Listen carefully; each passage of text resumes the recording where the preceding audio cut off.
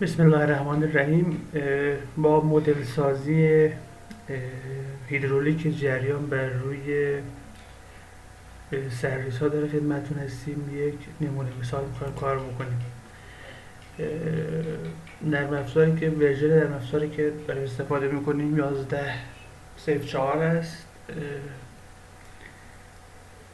اولین کاری که میکنیم این است که در واقع ما یک تعریف ورک اسپیس بکنیم، جایی که فایل های ما میخواد داخلش ذخیره بشه. من چون از قبل این کار انجام دادم، نیو یک قبلا یک ورک پلیسی درست کردم. برای ایجاد مدل add new simulation رو میزنیم، یک نام تعریف میکنیم براش، به عنوان مثال where یک. این خودش به طور پیش‌فرض تو ورک پلیسی که ما درست کردیم خودش ذخیره میشه، نتایجش ذخیره میشه. دقت بکنید که با توجه به تعداد مش ها و اندازه مش ها، اندازه مدلمون، نتایج خروجی در افزار نتایج بزرگی به 20-40 گیگ هم با توجه به شرایط مدلمون با هم میرسه. سیوش میکنیم. اولین پنجره مدل ستاپ هست. ما اینجا زمان تعریف میکنیم برای مدل سازیمون. این زمان، حالا ما اینجا 150 تعریف میکنیم، 150 ثانیه. این زمانی نیست که ما باید صبر بکنیم در واقع این مدل تو این 150 ثانیه تموم بشه. ممکنه تو زمان کمتر از این 50 ثانیه 60 ثانیه تموم بشه و ما در افزار رو قطع بکنیم و وای نستیم. این رو از کجا میتونیم بفهمیم؟ از این اینجا بخش مثلثی شکلی که بعد از اینکه در واقع مدل ما ثبات پایداری رسید، یک اخطاری میده تحت عنوان simulation is nearby to steady، یعنی که شبیه سازی داره پایدار میشه. اون موقع است که ما میتونیم در واقع این رو قطع بکنیم، دیگه ادامه ندیم، حتی اگر زمان ما 50 ثانیه باشه و به 150 نرسیده باشه. اینترفیس ترکینگ فری سورفیس اور شارپ اینترفیس انتخاب میکنیم، چون سطح آزاده. ما یه دونه در واقع سیال داریم، اونم آغاز وان فلوید رو انتخاب میکنیم. اینکامپرسیبل هست فلو مود ما و یونیت ما اینجا اس آی انتخاب میکنیم و دما رو هم، تمپرچر هم سلسیوس انتخاب میکنیم. دیگه تنظیمات خاصی تو این صفحه لازم نیست. میایم روی فیزیک. گراویتی رو در واقع شتاب ثقل رو میدونیم که تو کامپوننت زد هست، منهای 9.81 تعریف میکنیم، چون واحد ما واحد اس آی هست. اوکی میزنیم. و ویسکوزیتی هم توربولنس رو ما با توجه به مدل های توربولنسی که داریم میایم یه مدل انتخاب میکنیم که رام بشه. مدل هایی که ما اینجا داریم کا اپسیلون هست، آر ان جی هست، کا اومگا هست، لارج ادی سیمولیشن هست. گاهن برای اینکه کیفیت کارمون بالا بره، ما میایم یه مدل آزمایشگاهی رو با چند تا از این مدل‌ها راه می‌کنیم، هر کدوم که نتیجهش بهتر بود به عنوان مدل نهایی خودمون برای ادامه کار انتخاب می‌کنیم. برای مقالات اینا معمولاً تاثیرگذار هست که از این مدل‌ها یه مدل انتخاب می‌کنیم، اونی که نتایجش نزدیک به نتایج آزمایشگاهی هست. ما اینجا کارپس رو انتخاب می‌کنیم و اوکی رو می‌زنیم. دیگه تنظیمات خاص اینجا ما برای هیدرولیک جریان بر روی سرریز ها نداریم. یه چند تا از این صفحه هایی که ما باش کار کردیم، پروس مدیا هست، جریان در محیط متخلخل، مووینگ آبجکت هست مثل یه سری فلپ گیت ها. میتونیم از این صفحه باش استفاده بکنیم، یعنی جریان که به سرریز برخورد میکنه، سرریز باز میشه و دریچه باز میشه و از این مووینگ آبجکت استفاده میکنیم. بعدی شالو واتر هست، وقتی که سطح آب ما عمق آبمون خیلی کم هست. و سدیمنت اسکاور که در واقع ما، حالا تجربه خود من این است که فلوتریتی توانایی خوبی نداره تو شبیه سازی اسکاور. ورژن 12 که تو ایران نیست، شاید بتونه این قابلیت رو داشته باشه، منتها ورژن های موجودش قابلیت و توانایی قابل قبولی تو شبیه سازی آبشستگی ندارن. خب ما دوتا رو اینجا تعریف کردیم دیگه، چیز خاصی نیست.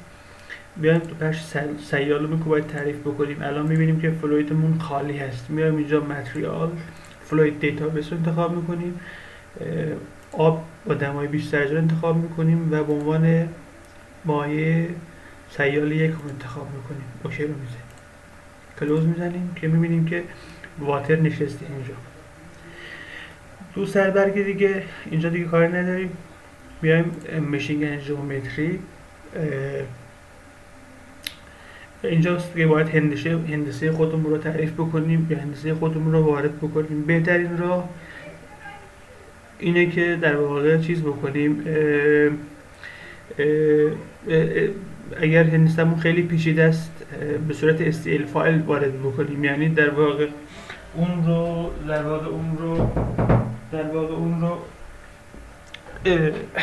توی اتوکد یه سری نرم افزارهای دیگه ترسیم بکنیم که قدرت ترسیم بالایی دارن، بعد وارد چیز بکنیم، نرم افزار بکنیم. حالا از این بخش ها، از این شکل ها میتونید استفاده بکنید. مثلا به طور مثال ما بخوایم یک کفی رو تعریف بکنیم، یک داله بتونیم مثلا تعریف بکنیم، بگیم آقا 2 متر طولش هست، ارزش 1 متر و ضخامتش هم به طور مثال 25 سانتی متر. حالا اوکی رو بزنیم. بهش یک نیم تعریف میکنیم،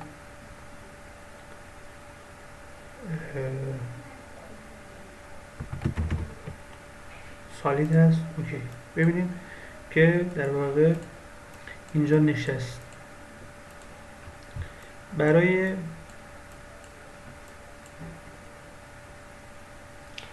مدل های ساده‌مون میتونیم از خود نرم افزار استفاده بکنیم و دیگه از نرم افزارهای جانبی استفاده نکنیم.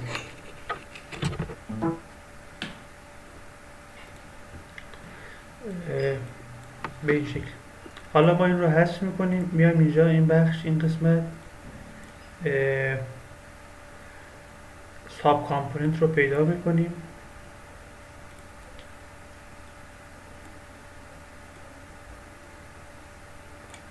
و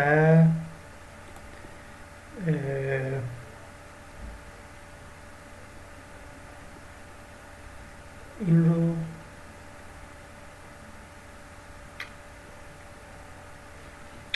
حذفش میکنیم. این کجا بود؟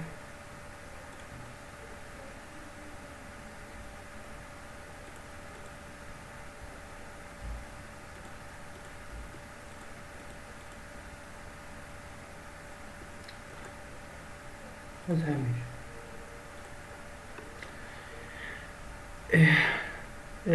ما تو این مدل میخوایم در واقع یک سرریز کراپ رو مدل سازی بکنیم که من مدلش قبلا تو اتوکد آماده کردم که تو دسکتاپ هم ذخیره است.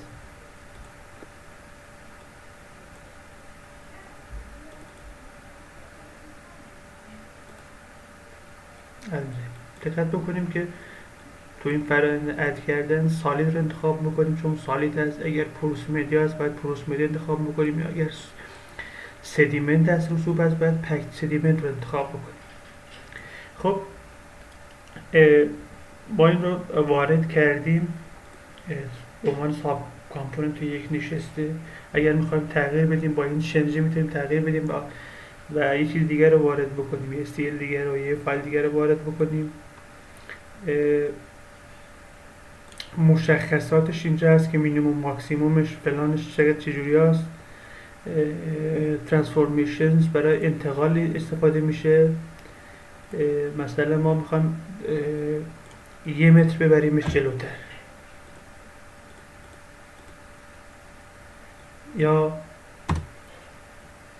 یا تو باید ارز تغییرش بدیم، تو زد تغییر بیاریم پایین ببریم بالا. از این قسمت استفاده میکنیم.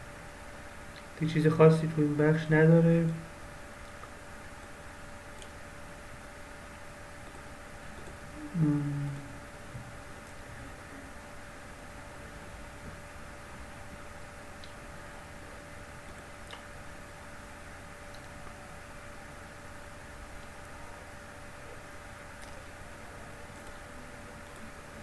خب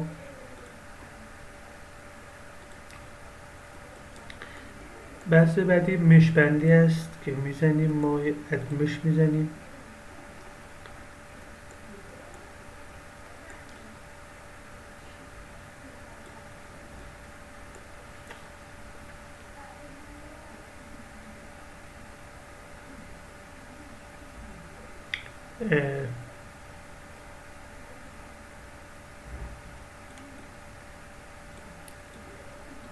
برای اینکه چیز بکنیم، اول برای اینکه بشه ما دقیقا تطبیق داده بشه با کناره های خود مدلمون، کلیک راست میکنیم و فیت ژئومتری میزنیم بر اساس سایز. به طور مثال ما یک سانتی متر باشه.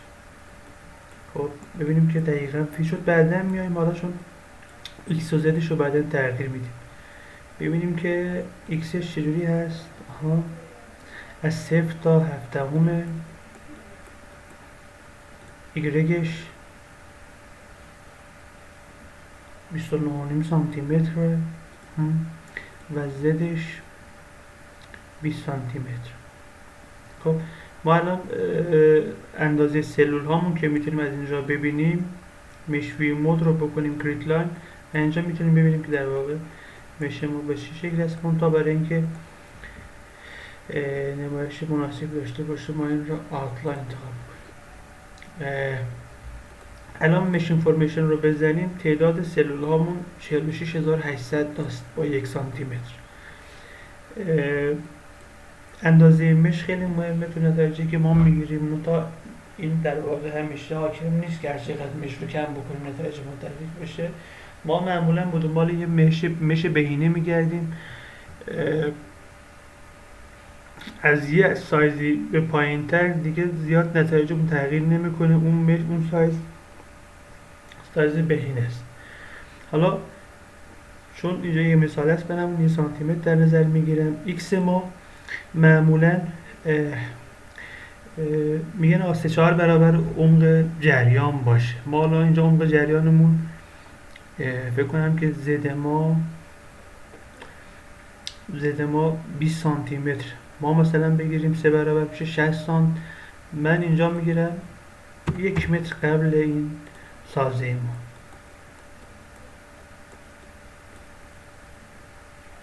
خب بیشتر از این لازم نیست. 3 برابر عمق جریان بالا دست اوکی هست. وای ما که ایگرگ ما چسبیده به خود سازه دیگه لازم هیچ کاری نیست.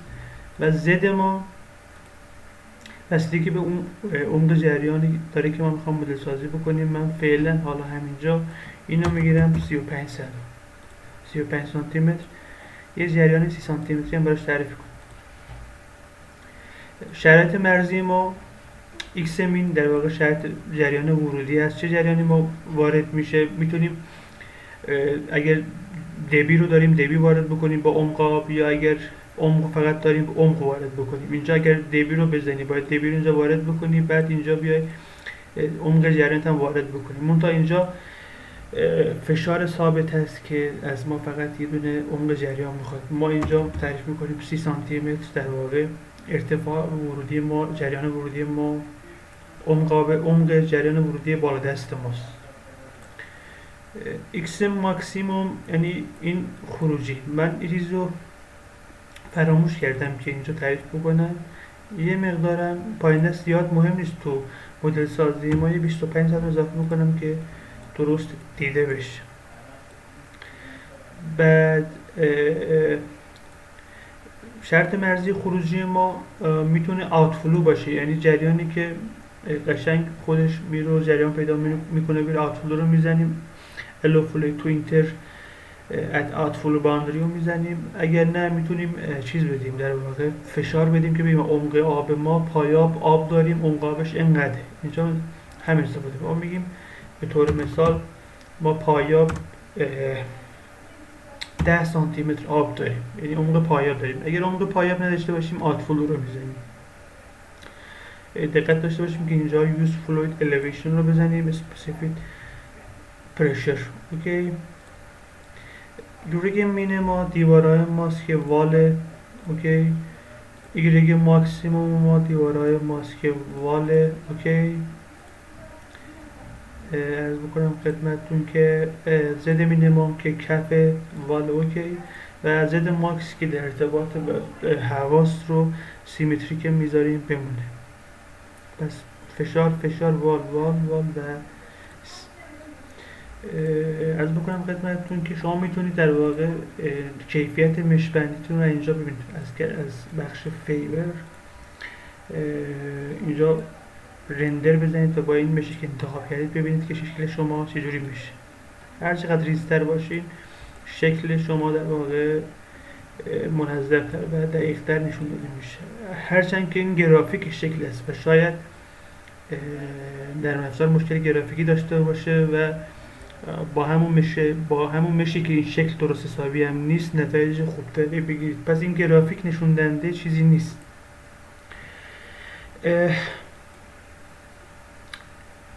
بحث بعدی بحث اینا که کاری باشون نداریم. شرایط اولیه جریان چه کمکی میکنه؟ ما اینجا با توجه به مدلمون فشار رو هیدروستاتیک انتخاب میکنیم، بعد فلوت ریژن انتخاب میکنیم. میگیم آقا تو شرایط اولیه مدل سازیمون تو این کانال آب بوده، چه کمکی میکنه دیگه؟ زمان در واقع نرم افزار زمان نمیخواد که وایسه آب پر بشه داخل کانال و همیشه به ثبات برسه. اگه شرایط جریان اولیه رو تعریف بکنیم مدلمون سریع به پایداری میرسه. ما الان گفتیم که بالا دستی این سازه ما 30 سانتی متر آب داریم، بعد یک فلوت ریژن انتخاب میکنیم، لیمیترز انتخاب میکنیم، میگیم که خود سازدمو فکر کنم که اتوکد من طوریش کشیدمش که ایکس هایش از صفر شروع میشه. پس جریان رو میگم تا خود سازه، حالا یکم میتونم بیام جلو 35 تا خود سازه میگم آب هست به اندازه زداری 30 سانتی متر. این دیگه نرم افزار خودش زمان نمیبره که بیاد اینو پر بکنه تکمیل بکنه و سریعتر در واقع به پایداری میرسه. همین یه دونه تعریف میکنیم کافی است. بستگی به شرایط داره، شما میتونید در واقع همین پایین دست هم یه چیزی که تعریف بکنید که در واقع سریع به پایداری برسه. بحث بعدی بفلامونه که فراموش کردم کنم. بفل اد رو میزنیم. بفل چجوری میتونیم ازش استفاده بکنیم؟ بفل مهمترین کاری که ازش میتونیم استفاده بکنیم اینه که مقدار جریان گذرنده از خودش رو نشون میده. خب ما یه طریقه دیگه برای اینکه بدونیم پایداری رو تعریف بکنیم یه دونه بفل آخر کار میزنیم، یه دونه بفل اول کار. وقتی که جریان خروجی از این دو تا بفل ورودی و خروجی با هم یکسان بشه اون موقع است که مدل ما پایدار است. هرچند که زمان ما تمام نشده، هرچند که اخطار پایداری رو ما تو اون مثلث اول نداریم. پس یه بفل تعریف میکنیم اولش، آخرش این مقدار خروجی رو به ما میده. خب یا مثلا اگر آبگیری داریم که از آبگیر خروجی آب داریم، بفل تعریف میکنیم که مقدار جریان خروجی مقدار دیبی رو به ما بده. ما مثلا به فرض مثال این رو میزنیم آپستریم، یه دونه بالاتر تعریف میکنیم. اینجا این تیکه این رو میزنیم define as flux surface رو میزنیم که در واقع جریان گذرنده از اساسش به ما بده. این تیک رو که بزنیم این یک فعال میشه. دقت داشته باشیم که پارازیتی یک باشه. بعدش دیفینیشن رو انتخاب میکنیم که بگیم آقا تو محور x باشه، بگیم مثلا تو محور z باشه، تعریف بکنیم این در واقع وای این اتفاق میفته اینجا میاره. ما میگیم آقا این بفل ما تو x هست و به طور مثال اینجا هست. میگم میبریمش بالاتر، تأثیری تو جریان و عمق اینا اصلا نداره. میگم بردیمش بالاتر. بعد یک بفل دیگه تعریف میکنیم، بفل دوم داونستریم، و عرض میکنم که تیکش رو میزنیم پارازیتی یک نشسته و دیفینیشن رو میگیم که 9 دهم که این آخر کار اومد نشست. این از این تعریف بفل هامون. بعد عرض میکنم که دیگه مورد دیگه نیست، فکر میکنم که مورد دیگه نیست. یا آسفود تو نرم افزار دیگه لازم نیست در واقع ما وایسیم در مدل سازی تمام بشه بعد نتایج رو ببینیم. تو هر بازی که خودمون دلمون خواست میتونیم بزنیم و ریزالتش رو ببینیم. این ریستارت دیتا اینتروال همون بخشی است که ما میخوایم چند ثانیه به چند ثانیه نتایج رو ببینیم. من به طور مثال 2 ثانیه انتخاب میکنم. چه نوع نتایج خروجی میخوایم؟ هیدرالیک دیتا مهمترین نتایجی است که دپث اوریج و سرعت و اینا سرعت و عمق و عرض بکنم خدمتتون داخله در واقع این بخش هست. از اینجا هم هیدرالیک دیتا رو انتخاب میکنیم. بسته به اهدافی که ما از مدل سازی داریم میتونیم گزینه‌های مختلف انتخاب میکنیم. حالا ما میخوایم اتلاف انرژی هم تو این داشته باشیم. توتال هایدرولیک هد رو هم به صورت سه‌بعدی البته نشون میده انتخاب میکنیم. ولوسیتی هم حالا اگر لازم باشه میتونیم انتخاب میکنیم، هرچند که داخل همین هیدرالیک دیتا ما سرعت جریان رو داریم. سایر تنظیمات هم حالا بسته به کارهایی که دارید میتونید انجام بدید. نیومریکس هم همینجور یه سری تنظیمات وقتی که مدل به مشکل خورده اینا یه سری ضرایب و اینا هست که در واقع میتونیم تغییرش بدیم دیگه اینجا لازم نیست.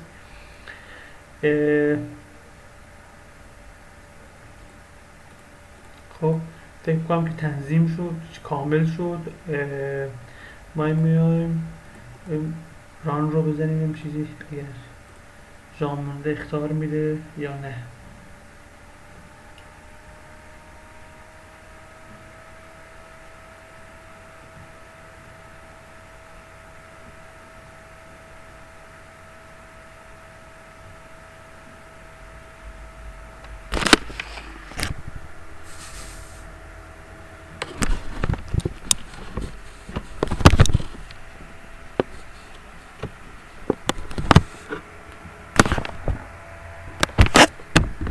بسته به قدرت سیستم یه زمان میبره که در واقع این هر دوش اسم سیستم ضعیفی هست این لپتاپ ما بخاطر همین طول میکشه، وگرنه بفهم که تعداد مش 48,000 تا بود زیاد زمان بر نباید باشه. حالا توی یک اخطار ما اینجا داریم چون این چیز شد. یه سری اخطارها هستن که اخطارهای متوقف کننده مدل سازی هست. منتها یه سری اخطار هستن که نگرانی نباید داشته باشیم و مدل سازی رو متوقف نمی کنن. این اخطار مهمی نیست. شبیه سازی داره شروع میشه.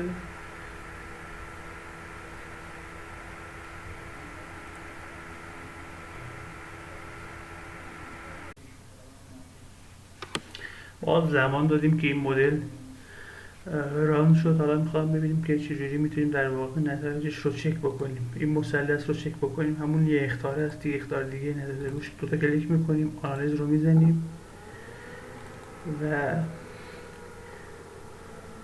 اجازه بدیم که این بالا بیاد. یه بخش از نتایج میتونیم تو بخش در واقع نتایج سه‌بعدی ببینیم. اینجا fraction of fluid ثابت میمونه. اینجا میتونیم در واقع اون پارامتری که مد نظر ماست مثل عمق جریان بزنیم. اینجا تو روی سالید ولوم کلیک میکنیم، زمان رو میاریم از اولش، میخوایم از اول ببینیم چه اتفاقی میفته. یونیت رو تنظیم میکنیم روی SI و سلیوس و اوکی میکنیم. رندر رو میزنیم، ببینیم چه اتفاقی افتاده، آیا شرایط مرزی که دادیم درست بوده یا. این در لحظه اولیه است. نکست رو میزنیم که ببینیم که یه ثانیه بعدش یه 2 ثانیه بعدش اتفاق افتاد که آب جریان پیدا کرده و گفتیم که پایین دستم شرط مرزی ما 10 سانت آب هست، پس این آب اینجا 10 سانت رو پر میکنه بعد جریان پیدا میکنه.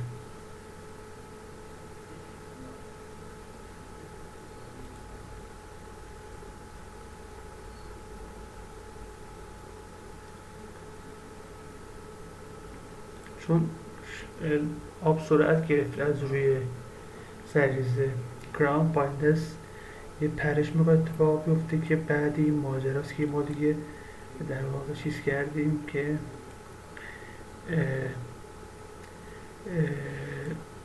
طول مدلمون رو کم گرفتیم که نشون داده نمیشه. حالا هر پارامتر دیگه که لازم بود از این بخش کالر وریبل انتخاب میکنیم و این رو معمولا ثابت میذاریم به بوله مگر به شرایط که مدل استثنا باشه. پس انتخاب پارامتر رو از اینجا انتخاب میکنیم. مثلا سرعت در راستای x انتخاب میکنیم. حالا زمان رو گفتم آخرش دیگه زمان بر نشه رندرش.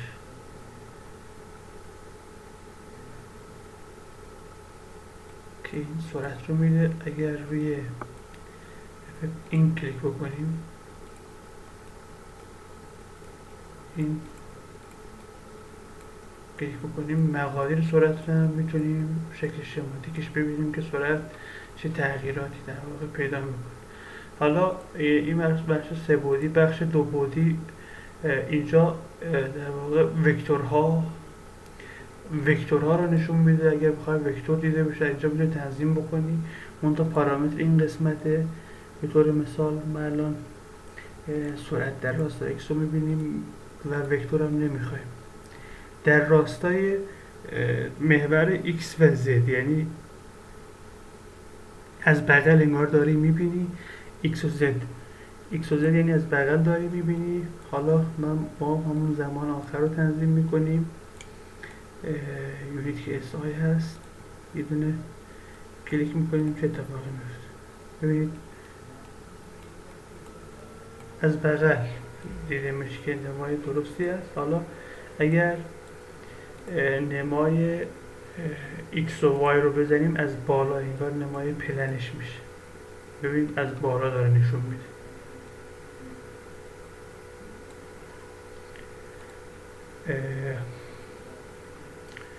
و اینکه اگر بخوایم وکتورم ببینیم، وکتورها رو اینجا حالا قابل تنظیم است. number of contours و بعد vector options اینجا قابل تنظیم است. اینجا در واقع با وکتور هست که میتونی وکتور رو در واقع تنظیم بکنی که سایز و ابعادش چجوری باشه. این دو بعدی که بیشتر خروجی تصویر برای مقالات استفاده میشه. بخش اون دوتا بفلی که گذاشتم گفتم که به کار میاد برای تست پایداری، از بخش پراپ انتخاب بکنید دوتا رو در واقع میاد جنرال هیستوری و گرافیکال میمونه. برای اینکه انتخاب بکنی که دبی رو به شما بده باید بیای از این بخش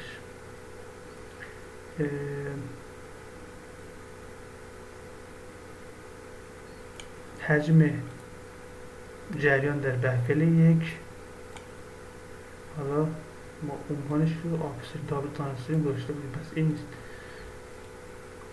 اسم بفل رو اینجا باید بیار. فروید یک ولوم فلو ریت آفستریم، جریان بفل بالا است. فروید یک ولوم فلو ریت داونستریم. یونیت رو SI میزنیم، رندر رو میزنیم، میگیم که روی هم بیفته اوورال بشه این یک این دو.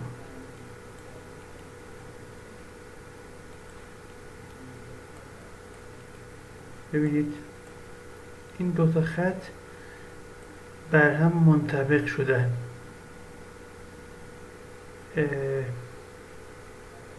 یعنی به شرایط پایداری رسیده. گمان میکنم که این خط آبی مربوط به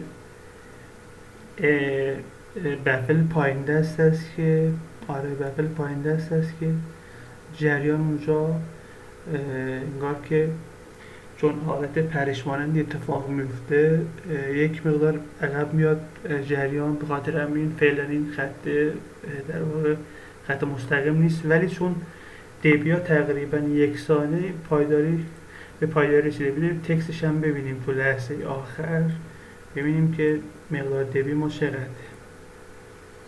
بفل یک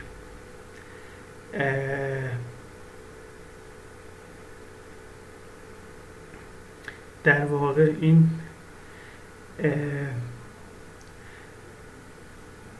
23,000 متر مکعب، این هم 23,000 متر مکعب، یعنی تقریبا هر دو تاش به یک رنج ثابتی رسیدن. لبیوم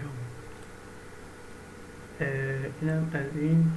یک بعدی کار نداریم، دو بعدی، سه بعدی گفتیم. تکست، وقتی که میخوایم تکست بگیریم و ببریم توی اکسل که معمولا مقایسه بکنیم مثل هدآ بالای سرریز و اینها رو، یا سرعت یا هر چیزی که میخوایم، از این بخش اقدام میکنیم. به طور مثال من فری سرفیس رو انتخاب بکنم و اینجا مهمه که ما مثلا چون سازمون یک سازی سرریز هست، در طول عرض کانال ما شرط یکسانی داریم، عرض وسط رو انتخاب میکنیم که وسط سازه به ما میده. زد زیاد معمولا مهم نیست این قسمت ها.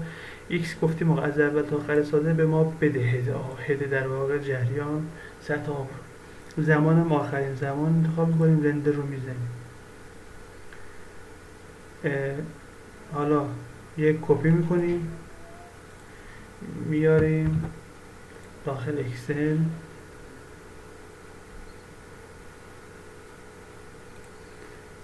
و اینجا پیست میکنیم. اینا به هم پیوسته میاد. ما اینجا از بخش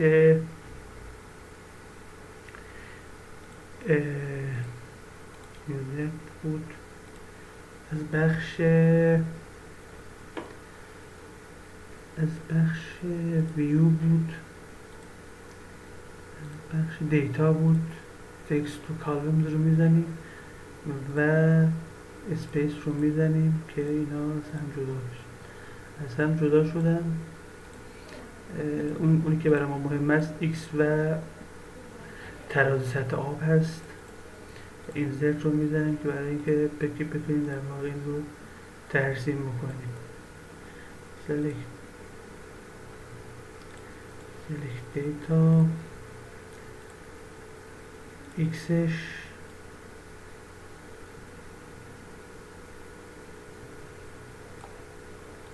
و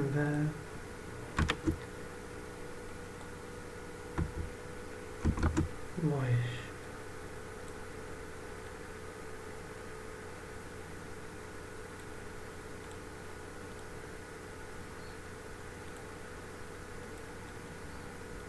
این هم از تراز سطح آب.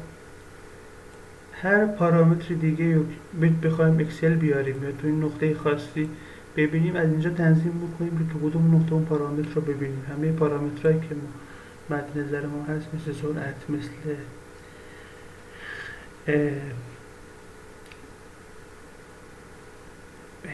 عدد فرود، سرعت متوسط و اینها اینجا هست.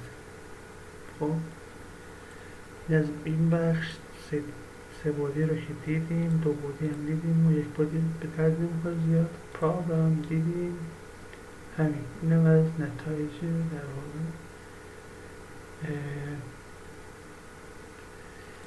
مدل.